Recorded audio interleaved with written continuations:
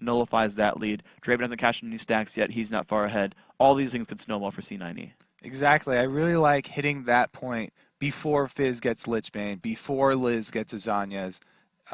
He won't have the escapability that he needs. He won't have the burst that he needs. Even if he does get somebody, your Zyra ultimate is going to be down. Also, the Zyra passive. If they go for Zyra, she's not only going to be knocking people up, it's a lot of true damage as well. She's great at sieging up turrets because she can harass people under the turret with plants, like you said. And also, starting Spell Thieves, she does a lot of damage to turrets. Yep. And it's going to start out with the Spell Thieves in this one, so let's see what the lane matchups end up being. Odwamda starts with the Doran's Blade. We'll see if that means much for him here. Doran's Shield will help you, I think, a bit more against Ryze, but heck, if he goes to jungle at the start because the 2-on-1s, Blade is the better choice. Now, I think there should be a lot of focus up towards this Ryze and Jax matchup. Ryze is a very snowbally lane matchup here. If Jax gets ahead and he can all-in Ryze cannot get away from that. There's always the opportunity of a leap strike. If he's ever in range for harassing Jax, Jax will be able to leap strike on him, counter strike him, and Elise is easy to go for early dives. So this Jax versus Ryze matchup, if left unattended by NIP, then it should be an easy move for a Jax and Elise combo to take advantage of the squishy Ryze. Yeah. See if they can find it. See. I feel like there's a lot of good options here, right? You have Jax Elise with so much gank pressure, but at the same time, again, Dexter talked about putting Ryze in a 2-on-1 and making him just sit there and try to farm for a long time to catch up, giving your team room to make moves. Now, to be fair, when that happened last game, C9E, they didn't make a big push bottom lane. They let Nuke Duck clear that entire wave without sieging the turret, and that wave went to waste. That opening where you can all show up bottom lane. Not only did it go to waste, it went to the champion that has the hardest time CSing, Fizz, at the worst time possible to be giving him money. Yeah, so he was going to be okay, but Cloud9 Eclipse definitely looked like they want to do things early on in the game. To point out, Code did start Doran's Blade for himself. So he's going to be all about being able to fight someone else in the jungle early on. That does slow his jungle slightly, it has to. Hunter's Machete just does more damage there, but if you can make things happen with this one, if you can get the fight going on early on, you can knock down Hilberto and maybe get a gank. Yeah, especially with a lot of Elise junglers running attack speed from runes. Increases the benefit of that. Looks like 2 versus 1 initiated by NIP. They don't want any part of that Jax Ryze dive capability. And Elise will be making use of that Doran's as well when she goes down to siege up on a turret. We're going to see what you guys can do with this one, honestly. 2.5 minutes in, Cloud9 Eclipse still just sit in the lanes for now. Of course, early game, why wouldn't it be? The junglers taking, in some cases, their sweet time getting around. Looks like it is going to be Jax taking the Wolf Camp for himself. Roberto does grab double buffs, but not yet level 3. He's leeching some of that experience with Ryze. So 0-0 will have a bit of experience in this matchup. And we'll see what happens when the junglers make their way to the lanes. Pretty standard course here. Now, of course, to keep in mind, Ninjas and Pyjamas are the team to have set up the 2-on-1 swap. Now, Doran's Blade does do more for killing turrets, so maybe that still helps C9E with this one. But we'll see what ends up paying off. We'll also see if they actually can find Ryze, because 0-0 is going for the leech strategy, trying to leech experience and actually run him out of the bush there. Yeah. Kind of good for him. He won't get caught there by Elise, because Elise would have caught him from the back. Look how sort of greedy Cloud9 Eclipse are playing right now. So Roberto goes in to try to take down the turret. He's going to join in there for the 3-on-1. But with C9E already knowing that 0-0 has to hide back, Ko is just like, well, I'm going to kill some jungle camps. I'll take away the white camp. I'll kill away maybe some of these wolves right here. And there's enough damage coming out from Lucian Zyra that he doesn't have to do anything but counter jungle. So they're counting on the top turret having that champion damage reduction to make up for the fact that their jungler isn't helping with the turret damage. Now, though, after the jungle is cleared, he's actually going again for the kill on Ryze. This is something he did last time. They weren't able to get the kill last time because he was Evelyn. With Elise, it's even higher probability of getting that kill, though. Very, very strong tower dive here. However, wasting more time on turret damage, and they've actually recalled Fulberto here who, as well, took a white camp. So he got jungle money, and he's going to be there to defend with Ryze. So this dive that Ko's been waiting for and been wasting a lot of his time for will not gain them any benefit.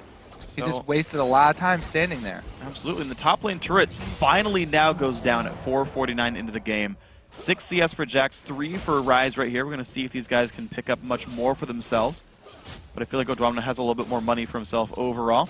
Cloud9 Eclipse not leaving this lane setup right there, shoving it all the way into the turret, shoving the cannon wave First move mid. So he doesn't even have to go for a tower dive. Fizz cannot get any of this mid lane farm because 2 range champions. Elise is amazing at harassing under turrets. This is one of the best things about Elise as a jungler in the 2vs1 swaps. They can apply pressure to these lanes very early. Looks like he's going to leave his way out of the mid lane pretty soon, though. Voidal and Yarnan actually still staying around, but I gotta say, Nocturne Ryze, I feel like is a bit scary now that Zoro0's got level 3 for himself. There's a good amount of damage to be worried about. Zyra has no escapes for herself. Fresh here too. Okay, they might have to be careful, but it looks like Nocturne's going to make his way back around. Mithy just going to play defense for Zoro0. They let Freeze make his own way around the map. He's going to join with his dual lane as well, so NIP looking just to send their guys bottom. Yeah, Elise going back to the jungle and not continuing pressure on Fizz. I feel like they could have kept up that 2-man siege there with Nidalee plus Elise, keeping Fizz down further. I mean, look at his CS. He's actually above Nidalee. They haven't been able to punish him like you would really want to. Okay, well, see if that pays off anytime soon. Once the first item comes through for the mid laners, we'll see who does what with it. Febivin, Cougar form, just going to kill these minions rather quickly for himself. Pounces for it. 44 to 44, completely identical that mid lane. Freeze 49 to the 42 of Yarnan. It's going to be a very scary Draven as time moves on. Just 1 turret picked up each team for the early game antics. Counter jungling for Ko might get him a little bit ahead. Actually, Rust Sork Shoes, so still no jungle item for the jungle Elise here of Cloud9 Eclipse. Whereas Madra's already there for Hulberto. We'll see if that matters much. Yet he's still spending a lot of time clearing camps here. He's moved back over into the jungle, clearing Raze. He should really be pressuring this duo bottom because there's no turret for them to rely on. And that would also afford them dragon control. Yeah. Well, there's a couple of wards put down. The ping's out from Mithy. See him. Yeah. Okay, well, Ko's definitely going to know that they realize he was there, so he can assume a dragon ward here. That's fine for himself. Puts the trinket ward down across, though, into the tri-brush. And now they'll see Freeze and Mithy. Hulberto's going to grab his red buff. Level 5 still. 7.5 minutes in. Nope, there's level 6. Ulti just now for Nocturne is available.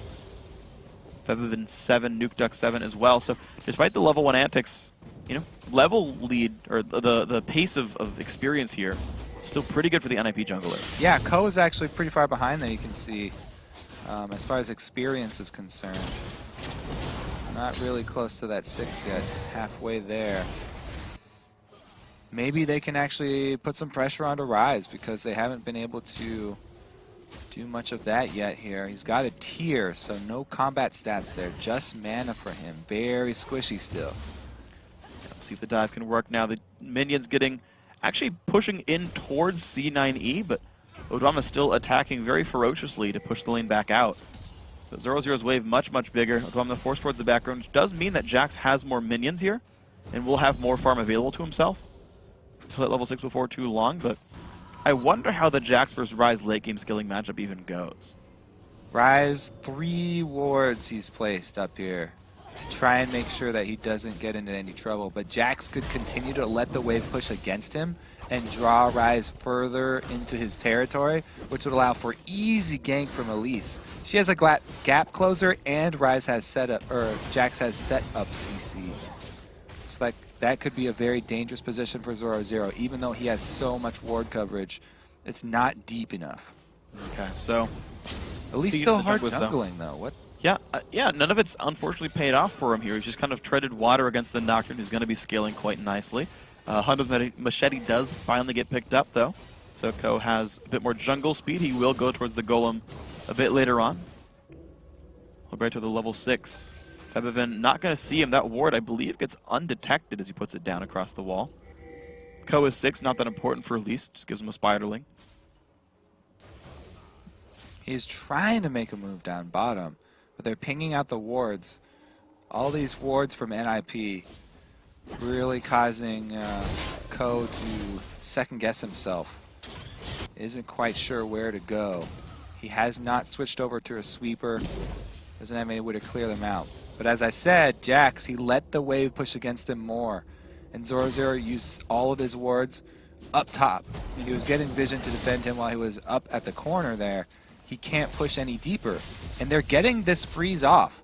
So when you're Cloud9 and you're freezing like this, you have to play very carefully on the other side of the map, because you know that's where NIP are going to try and make their move. Yeah.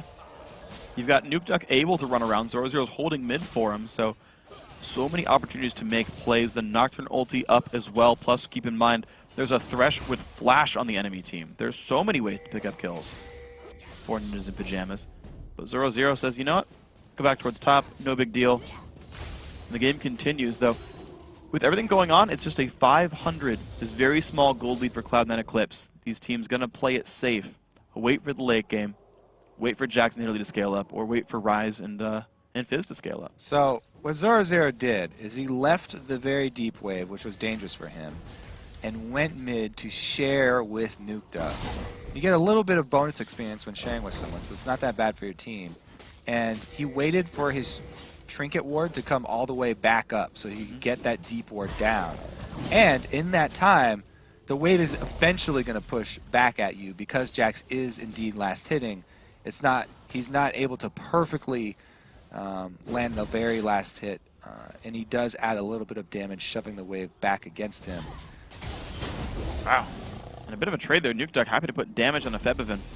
Could be all about the mana bar then if Nidalee can stay healthy, because a third of Febiven's health goes down every time Nukeduck goes in. And at a certain point, you just add Earth and an Ignite, and Nid goes down. Well, you got the barrier as well. Always got to keep in mind those baits. But yes, Nidalee does have to make sure that she's topping herself off. Can't let one kill go to Fizz. He'll snowball out of control. He's actually got way more CS than you would want on a Fizz this early. You never want that much CS for Fizz. So it's already a dangerous proposition. If he gets a kill, he could easily gain control of the game very quickly. It's going to be a bit of a trade. Not too much happening there in the mid lane. 103 to 104, these guys completely holding equal. Wriggle's Lantern does get picked up for Hulberto. See if he goes in towards something else there. Plants come down, bit of damage there for Voidal. Pushing Freeze back just a bit. We're going to see just the minions. Febiven just happy to Javelin the melees just to get rid of them. Keep the push going. Nukeduck not taking too much damage, though. Goes in, bit of trade again. Cocoon's not going to land. Jumps back over. You can see Nukeduck plenty safe right here.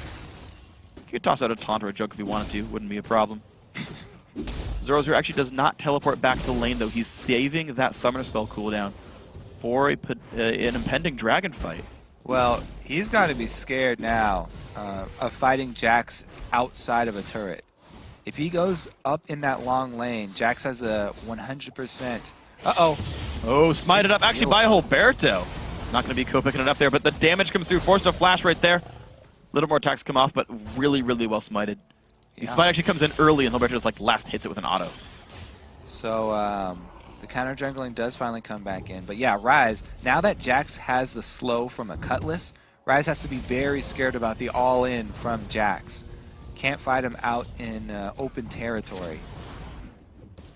I think Ko... I mean, I guess they know he's around, so Zoro's going to be safe, and now he just reveals himself. And Nocturne's waiting in the wings. He's coming over to be in range for the ulti soon. He's only there to look for a counter game. Yeah, they're trying to bait the dive right now. It's still dangerous, even, to bait the dive, though. Yeah, there's so much damage available. Sork Shoe is already done. And actually, it's just the machete for Ko. He's already going towards haunting guys. Again, the engaged Nukeduck finds some really good damage. Just Q into auto attack is all he needs. Yeah, he's actually up in CS. Even though he hasn't been able to find a kill. He's very, very scary at this point. Bottom lane, it's just because they haven't purchased. That's the only reason they're kind of getting bullied here. Whole VF sword, because they were able to get back for NIP. Will they go for the dive here? Ko's wasting a lot of time. Nocturne, they know he's on the bottom side of the map. So Domina goes right across. And with the no threat of counter kick, the dive would be potentially there. Zoro0 just backs up, though, making Cloud9 Eclipse find their second turret kill. And there's a 1,500 gold discrepancy worth of items in the bottom lane right now. Draven has complete control because he's actually gone back and spent that money. He has the BF sword. Showing your jungler top, this should be a dragon for NIP, but Roberto's taking so much damage holding this blue buff. He's down to half. And it would actually be dangerous to go for that dragon against the poke of Nidalee and Zyra. Well, the dive comes in, the flash used by both Cocoon as well. Zoro0's got nowhere to go. First blood picked up. Udamna pops the ulti to tank turret shots. He's going to be fine. Nocturne could answer, though. If they split up here, Roberto could answer. He doesn't have vision. So close to having vision. He saw him for a quarter second, didn't pop the ulti, couldn't quite jump in time. Wave clears, but there we go. Bottom lane turret is going to go down, so the turret trade on various sides of the map. But his Bloodthirster Zergreaves done for Yernin. Refused to recall, lost the turret anyway. We're going to see Nukeduck with a bit of free time in the mid lane. Pepevin grabbing his own blue. Nukeduck is going to be scary. Yeah, 151 CS, 15.5 minutes in. He has the highest CS in the game as Fizz. Yeah, against a ranged champion. Not often the case. But Nidalee will always be adding those spears. So if the engages go long, then Forbidden will probably have the edge as long as he's able to actually hit spears. But Nukeduck will definitely have the higher playmaking opportunity. Absolutely. Well, there comes the Shark in, the dive in. Good bit of damage, but Yernin's already there to stop in Roberto. Does not have the cooling. Use it to wave clear before he recalled last time. So much exit damage there. And Mythic gets a Cocoon as well, but that's not going to mean too much there. Javelin not going to hit either. All right, that could be a dragon. They just chunked out jungler and mid laner. Yeah. And you're seeing Ashiko already make his way down there. He's basically soloing it. Udwam just kind of waiting around on the wings with a bit of ward control for himself, but Blade of the Rune King also done for Jax. Rejoins his team mid lane. Look at this, C9E with the first champion kill earlier on in the game, and now 3 turrets to 2 plus the dragon. Cloud9 Eclipse finally finding their way in the game. All right. So, up until this point, there's been very low levels of vision for both teams. Now that they get that last mid turret down, it explodes for Cloud9. They get tons of wards on this blue side. If they're able to control the blue buff, that will be amazing for them because Fizz is the most fed champion on NIP. They want to be able to have blue buff controlled for themselves, and they want to be able to use it with Nidalee. There's the all-in I talked about from His jump's going to be up in a few seconds. Zoro0 does not have flash. Leap Strike will get the kill, but here comes Nukeduck. Ulti Papa Odwamna to try to keep himself alive. Here comes Roberto as well. Odwamna doesn't really have anywhere to go. Is going to get picked up. Nukeduck gets the kill. So the team collapsed quicker for NIP. However, Nukeduck gets chunked on the exit here. And then still trying. Can Cloud9 get anything for this, though? Good spell shit by Roberto. There's not a lot of advantage they can gain from chunking down Nukeduck there. He should be able to just back in time.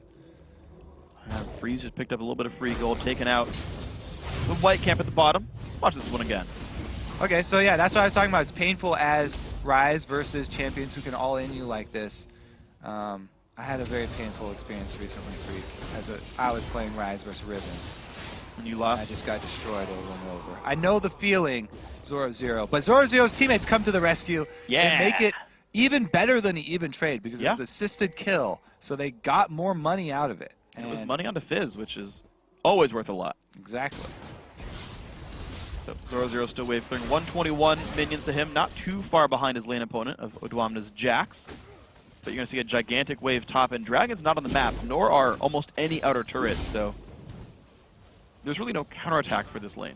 Okay, he's freezing once again. They got to relieve the pressure at mid lane because that's where NIP are focusing most of their efforts right now. Zyra plus Nidalee and Lucian should be able to defend that. So this is a pretty safe freeze for them right now. Dragon not available. NIP are just sort of losing gold to that top lane right now. And you're seeing Nuke just kind of chill right here. Does have Lichbane. Death Cap soon for Pepevin. Playful Trickster killing the minions rather quickly. He's going to be fine with this one. Zoro0 waiting in the wings. Yernin. Yeah. Good. It's a good preemptive rotation here from Cloud9. They know where the efforts are going to be focused from NIP, and they go to defend with Nidalee, knowing that he would have a hard time by himself. Jax continuing to freeze is now the target of Nukeduck.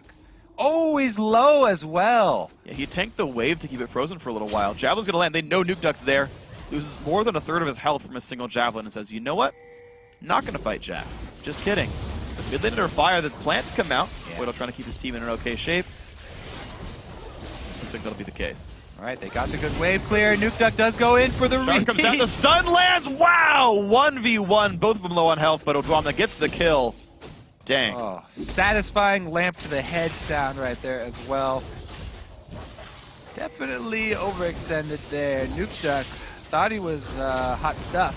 Now they've got a full shove mid as well. They have control of the top and mid lane here. Great for Cloud9.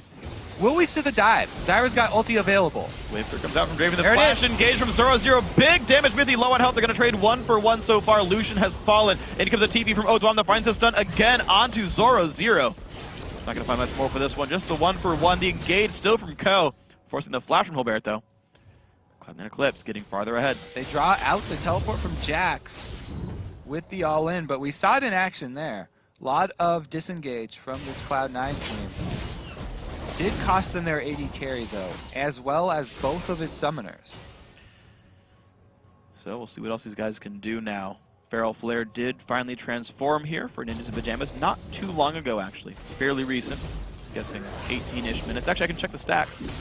He has 8 Feral Flare stacks, so he's actually had that for a good amount of time. Yeah. Transform happened a little bit ago. Other than still going to try to wave clear in the mid. Odwamna starting to make a lot more moves for his team, though. 2-1-1. 75% kill participation. Ancient Golem still not done for Ko. He doesn't even care about this. He's added more stats to himself. Plus the Haunting guys, but eventually that item will be completed. You know what's big item there is Death Cap for Nidalee. So yes. Spears are going to start being painful. The Siege will be very hard for NIP to deal with, as is the Jax split push. We've already seen round 2, Nuke Duck can't handle him. Round 1 was Zoro going down, so Jax has defeated all challengers so far. It's going to have to be a 2-man squad if they actually want to take him down. And that would have to be a commitment from Nocturne plus someone else. So Jax right now can draw twice his weight, basically. Yeah. Twice as many resources from NIP. You have to deal with him. And Cloud9 have a very strong siege with Nidalee, so it's getting to be looking dangerous for NIP. C9E definitely have the tools for success here. We'll see if he can have these miracle Mithy hooks. He can make things happen with himself. Of course. Yeah, I mean, NIP are definitely looking for the picks and the assassination. They have so much burst potential with Nuke Duck. If Nuke Duck can get his kill off and escape with his life long enough for his Playful Trickster to come back up, then that's the play that they're looking for. See what these guys can find. Looks like mid lane again is the target. It's going to be the Lantern picked up. Odwamna off on the side as well. Can they find much? Cocoon onto Mithy. The flay back, but it's not going to be enough. Kill picked up right there. Zoro off on the wings, though. Slow comes out from Voidal. Help to keep the team alive. Zoro still in the chase, but it's not going to be much. Spiderlings. Poor Spiderlings dying. Ko losing his brethren. Yeah, that kill's going to mean objective. Easy Dragon just coming up. Great timing for them. They'll also be able to siege up afterwards. Blue buff should be controlled. They have both of them, yeah, because they were able to get both. That's ridiculous. This is going to be very hard to deal with. Chasing down Jax, too. Ooh, Zoro losing a quarter of his health. Odwamna jumps to the wall, puts the stun on. He's going to land it. Ko forced to run away, though. Can they find enough on a Zoro? A couple hits from dead. Down he goes. Odwamna picks up another 6-2 now. Nuke Duck has to sit and wait as his team falls over. So, Cloud9 Eclipse. Going up against the same exact team comp this time around. They switch it up, go Elise instead of Evelynn. They also were able to grab Nidalee because they were blue side. So that helped out a lot. But I really think that their Jax power has been a very big turning point here. When he got to use Jax against Shyvana and beat Zoro in lane, I think that just gave him even more confidence for the champion. And going back to that one has been amazing for Cloud9 Eclipse. I like the changes that they've made to deal with this exact same team. Exactly, and if you're Millennium or if you're Super Hot Crew, you got to be like, you know, one of us probably gonna have to fight C9E. Odwamna's pretty scary. You know, I feel like we should ban Jax in Champ Select. And you got to start kind of thinking about what are the big deals here for these teams. What are the things that are scary? Nuke Duck's Fizz still. Honestly, he won his lane. He's still got a kill. Still a very scary champion for himself. Roberto, 1-0-1, getting a lot of farm here on Nocturne. Says back off with my red buff. Freeze doesn't get that one.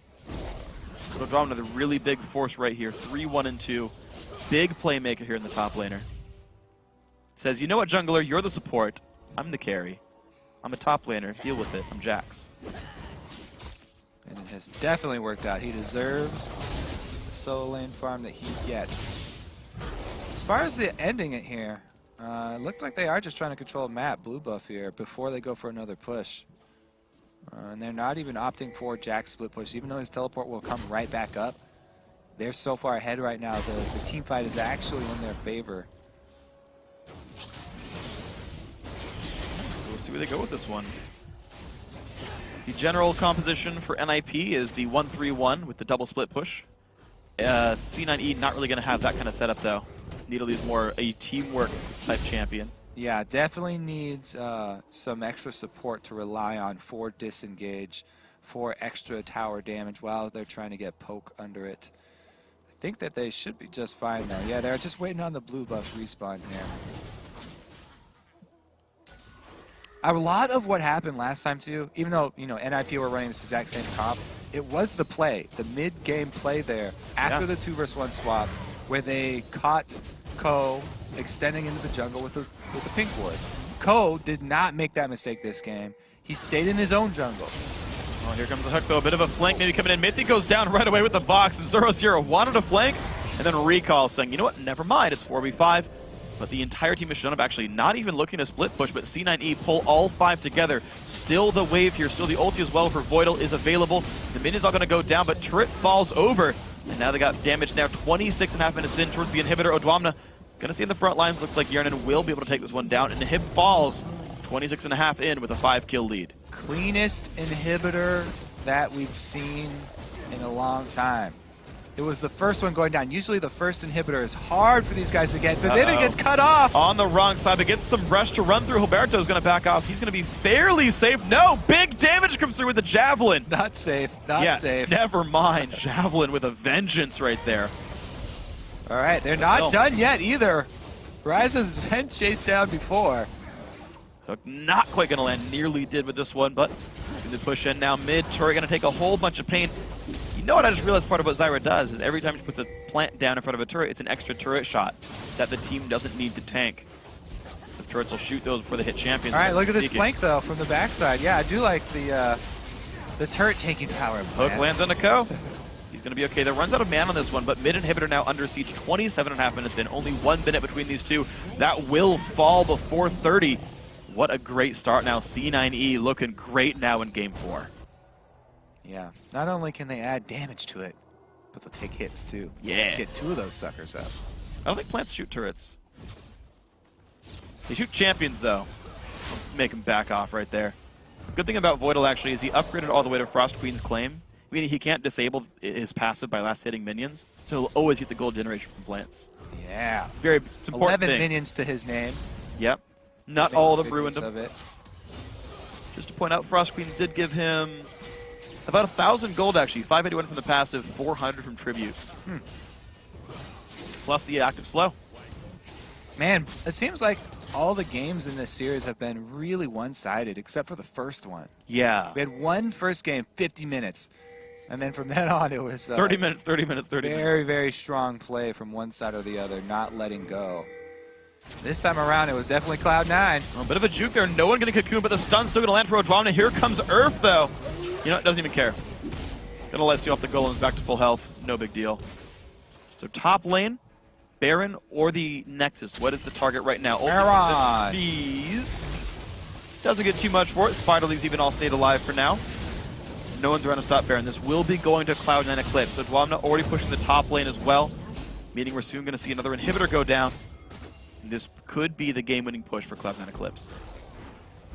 Yeah, they're definitely looking to close this one out as quickly as possible. Running through with the blue buff and purple buff Nidalee. It will not take long. All right, desperate hard engage here from NIP. They need to go for it. They've only got one, and it's dead. And okay, down it goes. Maybe they'll hold in for the Nexus turrets. Their ulti comes in from Nocturne, but doesn't mean almost a thing right here. Box comes in, root onto Agvamna.